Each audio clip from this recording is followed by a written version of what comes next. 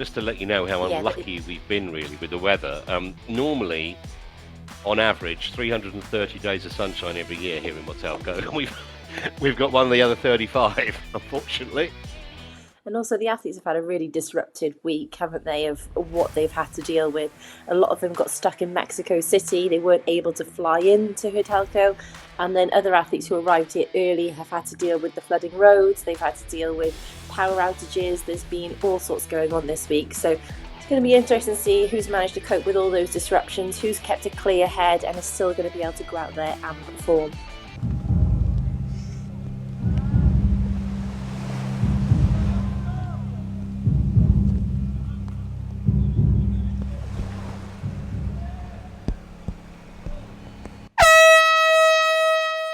So the Men's World Cup underway in Mexico. They've been racing here in Huatulco since 2008. I cannot remember a single race since then that has looked as open as this. And also, good to report, the rain looks to have abated as well for the most part, so it might be slightly easier for the men than it was for the women earlier. Sneaking towards the right as we look, because that'll put them in a kind of dead-on straight line with the first buoy, which comes up after only about 350 metres. Yeah, it is quite a short way to that first buoy. And I think in a 750 swim, it's so hard for anyone to get a significant gap. So what the front can do is really put pressure on the back swimmers. You're going to lose the weakest swimmers straight away. They are pretty well strung out, aren't they? Yeah, already. I mean, we've got the athletes at the front, but it's not very wide then. And it must be pretty dispiriting if you are, I don't know, further back than halfway, you see that there's serious gap between where you are and where the leaders are, and going through your head is, well, I'm going to be, maybe half a minute back when I get on the bike, and try not to panic and try and think, what can I do about this, rather than just accept that you're effectively your chance has gone in the race. Yeah, I think that so often happens. If you're swimming in a pack and you look up, you can see that gap gone, but you can't get to it. There's 2 or 3 athletes in front of you, so that's a really tricky situation, especially if you're not swimming at full speed. You've kind of got stuck in that position. So that's where decision making comes into it. Do you try and push through and close down a gap, or do you sit there, stay comfortable, knowing, right, I'm in control, I'm comfortable, I know that when I get onto the sand, I can go, I can sprint, I can close down a few seconds. So it really comes down to decision making in the race. And there's definitely key points in a race that I remember from when I was racing where I made a great decision. I remember making that split decision. Also made some bad ones too. So they're out the water just around the 9-minute mark, and you can see how much separation there is. Now, I wonder how many we're going to get in this lead bike group. Coming into transition, I saw Sagiv up there. He was the second athlete out of the water.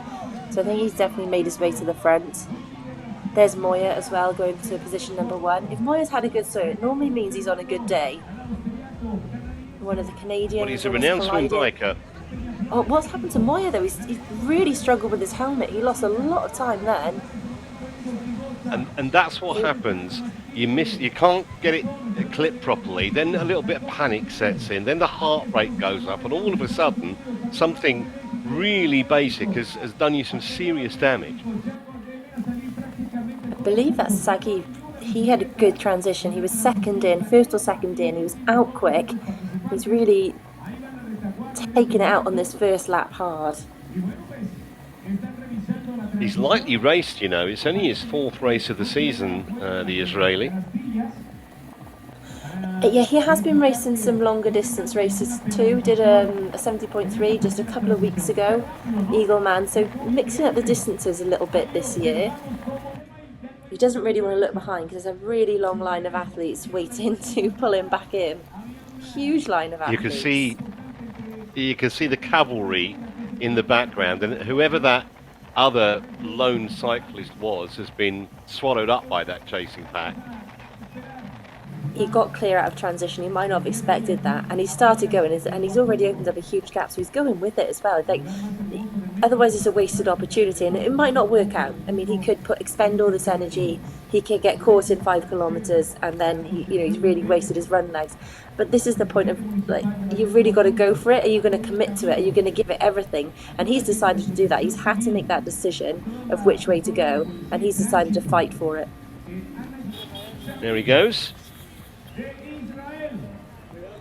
22 seconds over the chase group, led by Esteban. That's not bad in half a lap, is it? Or 1 lap, sorry. Big group here as well.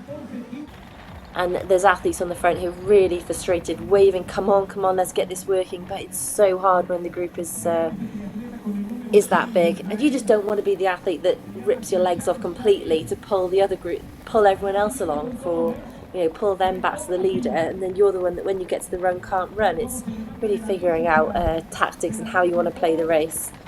So that is the bell for Sagiv. Only 1 lap to go. And the Israeli at the moment is having a final time. He's clear of the field. Just 5k left on the bike. And then we'll see what his legs are like over a 5k run.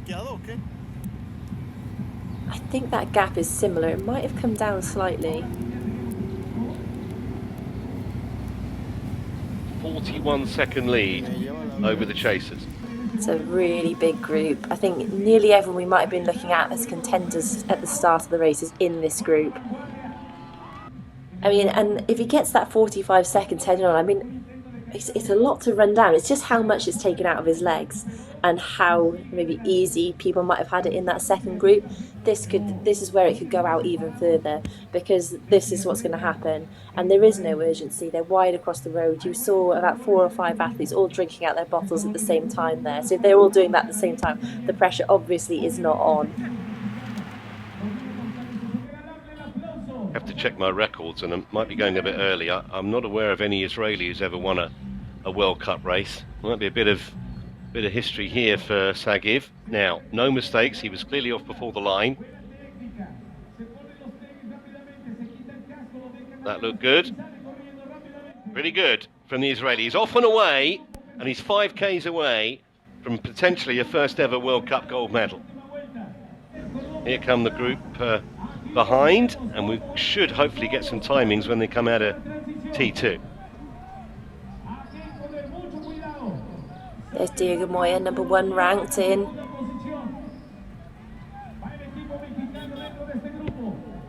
Oh, so many men heading out together here. It's going to be a big challenge. What do you think he'll be actually thinking about at the moment? Because presumably he's not thinking about standing on the top step of a podium yet. What's going through his mind right now?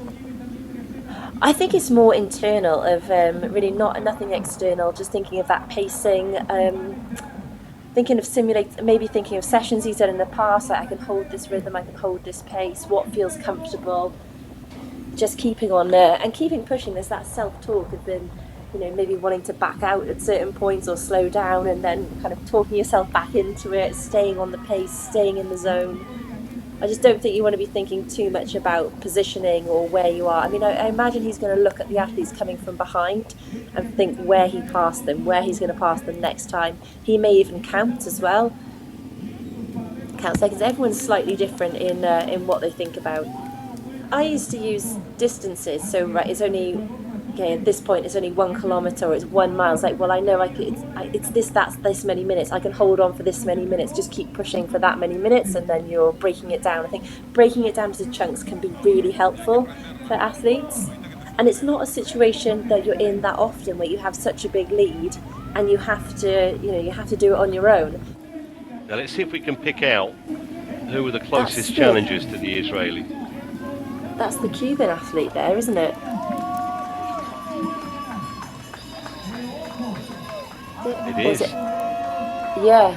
Looked like it was. Alejandro Rodriguez. He came in with number 10. He's a great runner. He's a really good runner. But with Rodriguez, he's one of the World Triathlon Team World Triathlon, where they help different athletes from smaller nations at these races giving them a great opportunity. They give them support. They've got a team coach there, Daniel Unger, so he's there to support them. There's a big team here. I mean, Diego Moya's in that team too.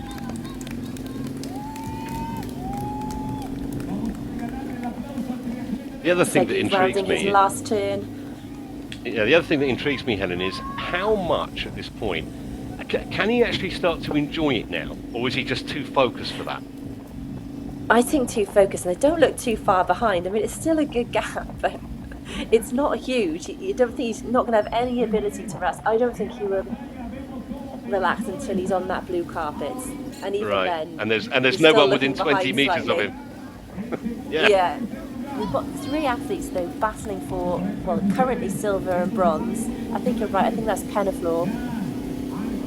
And I think it might have been a Polish runner in there as well. Gaida at the moment looks to be in the silver medal position. He's just taken a bit of a push, doesn't he, from the back of that group, and it was Penaflor that came under pressure. I mean, when we looked at the turnaround, it looked like they were quite close, but when we see that shot, there's nobody in sight. They haven't even crested the hill. He's got lots of time. What a day. History making. The first Israeli ever to win a race at this level. Shasa Sagiv wins his first World Cup gold medal, and he does it the hard way. Solo bike for 20 Ks, terrific run, and he's going to win this by the best part of half a minute.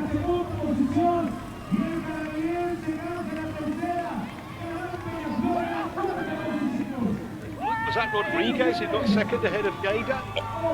It was Rodriguez. Say history made, first ever Cuban World Cup medal. Absolutely incredible from the young Cuban athletes. And I don't think too many saw Gaida getting a bronze either. No, I mean, completely. I mean, Gaida was way down the field in terms of, ranked 33rd coming in. Like you said at the start, these World Cups, we're not just looking at the top 10. Anyone could get up there and get a medal, and Gaida did. Well, triathlon is nothing if not unpredictable. Absolutely astonishing race, this. Sagiv wins it, Rodriguez getting the silver, and Kuba Gaida of Poland gets the bronze. Shasha, congratulations. Historic moment, an unbelievable race. Talk us through that. Wow, yeah, I can't believe it. I came this race, I knew that I'm gonna do something amazing. I really want that. Came second out of the water and pushed in the first uphill, and I was by myself, so I said let's go give it a go. And from there in the first until the end, it was a really important race for me in this time for us, for Israel, and like put the flag, and now singing the national anthem. It means so much to me, and it's really emotional moment for me. Yeah, the pacing was important, but I knew that I'm in a good shape. I wasn't afraid because I pushed a little bit harder on the bike than usual. I knew that I have this in my legs, and I said let's keep it a go. I knew when I saw this condition that I hope to be in a small breakaway, but be by myself it's even better for me.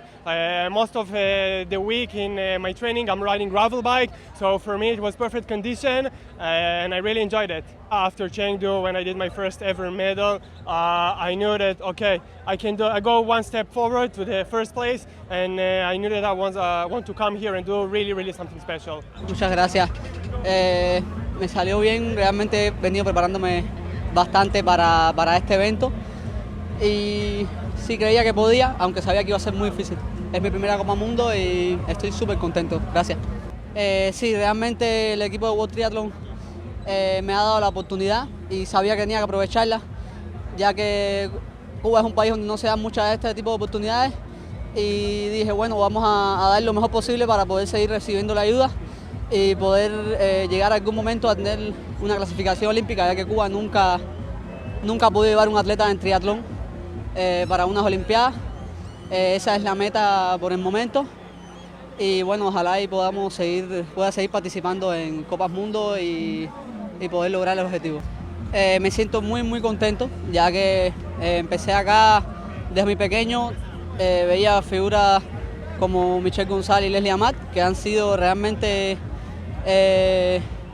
como mis ídolos y lo siguen siendo. ya que ellos fueron los que me han enseñado la disciplina, me han enseñado la constancia de lo que es el deporte, lo importante que es el triatlón. Ellos lo han hecho importante para mí. No solo eso, quiero agradecer a toda mi familia, quiero agradecer a mi abuelo,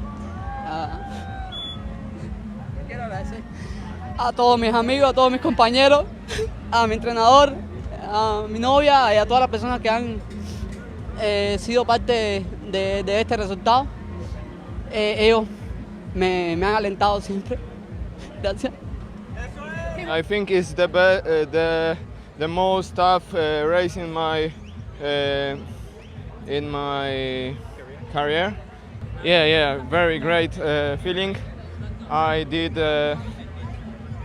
in the Rzeszów and Olsztyn pretty good run, so I know I can run fast right now. So yeah, I did it. So.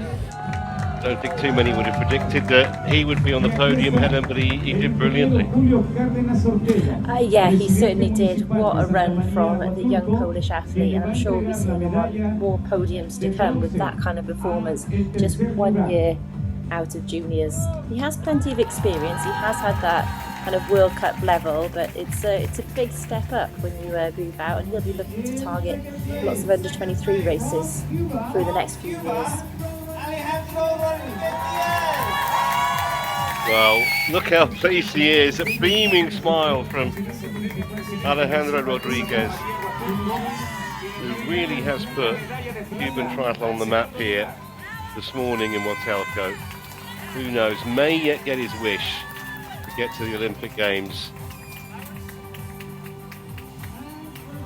Oh, definitely. With that kind of performance. I mean, we're not on Olympic qualifying yet, but he's definitely got a chance.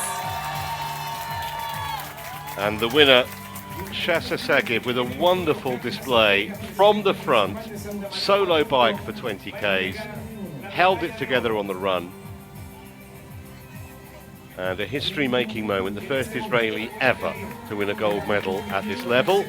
And he's about to hear what he mentioned quite emotionally in the interview that he did with Doug Gray.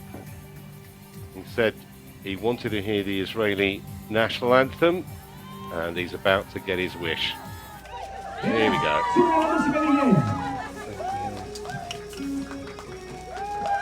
So many stories amongst the six of them. The pole no one thought would get there. Sagib, the first Israeli to win a race. The Cuban from nowhere. Velasquez, great run. Ackerland, first ever World Cup medal. Almost everywhere you look, there are stories.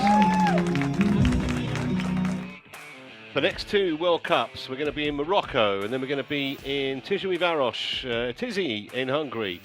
So please join us for those. But for now, from me, Trevor Harris, for Helen Jenkins, our whole production cast and crew in Mexico and beyond, hope you've enjoyed our coverage today. From all of us, it's goodbye.